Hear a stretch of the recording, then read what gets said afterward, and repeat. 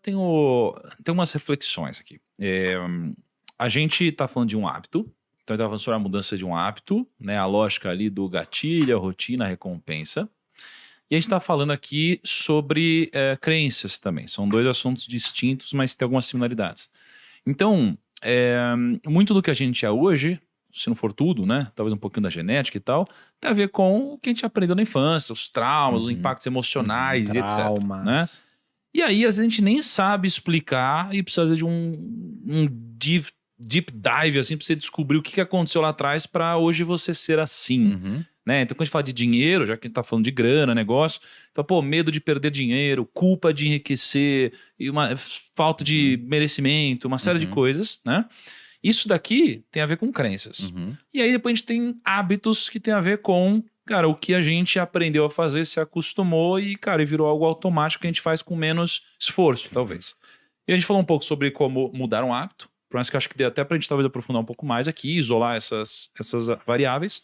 Mas e quando a gente vai pra uma crença e que tem às vezes aquela pessoa que ela tem certeza de uma coisa da vida dela, por exemplo, eu fico nervoso quando eu vou falar numa reunião. Eu não consigo ficar seguro numa reunião, eu fico nervoso, eu me tremo todo, falo, cara, mas você é inteligente, você é bom, você não sei o que lá. Como que você fica assim? A pessoa, cara, eu não sei, não consigo e tal. Tem várias coisas aqui. Então, se eu for falar de crenças e traumas, assim, como que eu posso ressignificar, aprimorar, perdoar, mudar uma crença do passado que às vezes é algo que me impede de crescer, dar o próximo passo, ganhar mais dinheiro, por exemplo.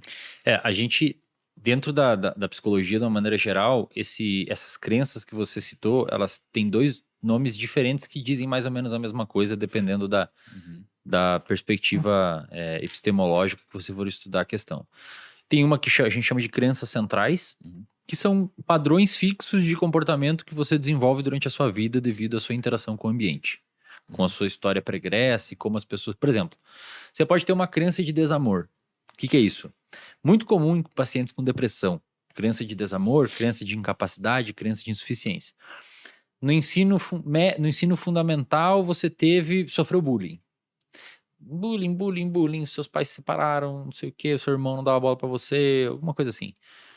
No ensino médio, você tinha uma namoradinha e descobriu que ela te traía um tempão com o cara da escola X lá, que era descolado, e você passou ali de corno na frente de todos os seus colegas e tal.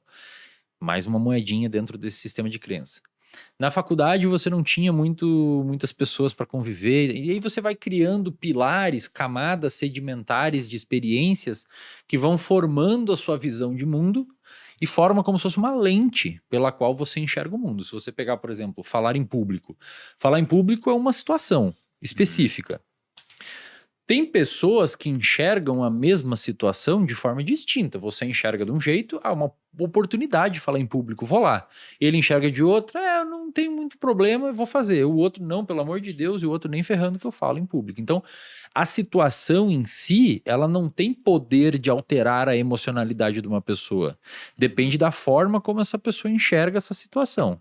E a forma como essa pessoa enxerga essa situação é pautada e fundamentada por essas crenças centrais, que podem também ser chamadas de comportamento regido por regras, que é um outro tipo de nome, mas basicamente para a mesma coisa. As crenças centrais, Thiago, o manejo delas clínico ou o manejo do paciente é basicamente por meio de exposição. Então, cara, se você não consegue falar em público, se você tem dificuldade de lidar com ganhar dinheiro, etc., é você criar um contexto onde ofereça a essa pessoa provas finais de que aquela situação que ela teme não é nociva. Então, o cara tem medo de falar em público, a estratégia padrão ouro para conseguir manejar isso é expor o cara e falar em público. Tipo, num ambiente controlado. Num ambiente controlado. Sei lá, ele levanta no jantar com a família dele e sempre faz um discurso. Exato, isso. E começa sempre em nível hierárquico pequeno. Por exemplo, eu já tratei paciente com fobia social grave, que não conseguia falar com um colega de trabalho no elevador, assim, era realmente... A gente começou com dar bom dia pro porteiro, cara. A partir de agora, todo dia você vai dar bom dia pro porteiro. Na próxima semana, você vai falar com o caixa do supermercado. E assim a pessoa foi se expondo, foi vendo que aquilo ali não tem problema nenhum e que a associação que ela estava fazendo entre o pânico de falar em público e como se fosse um problema muito sério, ela é uma associação que não tem fundamento nenhum, só existia esse medo na cabeça dela. É como se a gente limpasse as lentes do paciente, permitindo com que ele enxergasse o mundo de uma forma mais fidedigna. É tipo meio que mostrar pra ele que não tem problema nenhum. Né? Exato. Esse hoje é o padrão ouro, cara, que a ciência mostra para lidar com crenças centrais e principalmente, né, nesse caso não seriam necessariamente crenças centrais, mas esses comportamentos fóbicos. Crenças, cara, a forma que a pessoa se enxerga, eu não sou amado, as pessoas são melhor que eu não consigo, eu sou inferior, eu sou insuficiente, envolve um trabalho bastante difícil, porque normalmente essas crenças são muito rígidas. Como elas são formadas durante a história do indivíduo, é muito difícil você convencer ele que ele não é aquilo. O indivíduo ele fica se esgueirando e encontrando situações, fazendo um cherry picking que justifica a insuficiência dele. Por exemplo, você tira 10 em 3 provas, em uma você tira 9 e fala, viu? Sou burro. Não sou bom o suficiente. E ele esquece que tirou 10 nas outras e fica entrando em cima daquele 9 que ele tirou. Então, é interessante se fazer um trabalho nesse sentido de ressignificação da forma como esse indivíduo interpreta o mundo e principalmente, de preferência, expondo ele a situações que coloca contra aquilo que ele imagina ser verdade. Cara. Mas é difícil, cara, assim. É difícil. Alguns pacientes são bem resistentes e não mudam, cara, mesmo sendo, por exemplo, um empresário de sucesso. Às vezes o cara é um puta empresário. Eu já atendi muito, né? Eu atendi atleta olímpico, jogador de futebol e não sei o quê. Os caramba quatro no topo do mundo e se acham uns merda muitas vezes. E por que você acha que o cara não consegue mudar isso, mesmo tendo um acompanhamento profissional e sendo um cara tão performático em outras Ele áreas? consegue lidar com aquilo, mas não consegue mexer. E muitas vezes, eu já falei pra vários, tá? E aí a galera da psicologia às vezes me desce o pau quando eu falo isso. Eu falo, cara, muitas vezes você nem precisa mexer nisso nele, porque foi o que fez ele estar lá.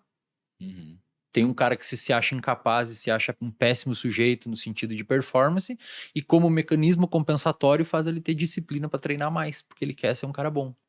Aí você tira essa sensação dele de se achar não tão bom o suficiente, às vezes ele relaxa e procrastina o treino. Então, às vezes, aquela sensação ruim foi o que levou ele a chegar lá. Só que aí, claro, quando ele chega lá, ele fala, bom, agora eu já cheguei onde eu não quero mais essa sensação ruim. E eu falo, beleza, cara, a gente vai trabalhar isso. Primeiro, vai ser muito difícil você tirar isso de você. Você vai aprender a conviver com isso e não tirar isso de você. E você tem que entender que isso pode ter tido uma função significativa na sua vida para fazer você chegar onde você tá. Sim. Os medos são excelentes motivadores.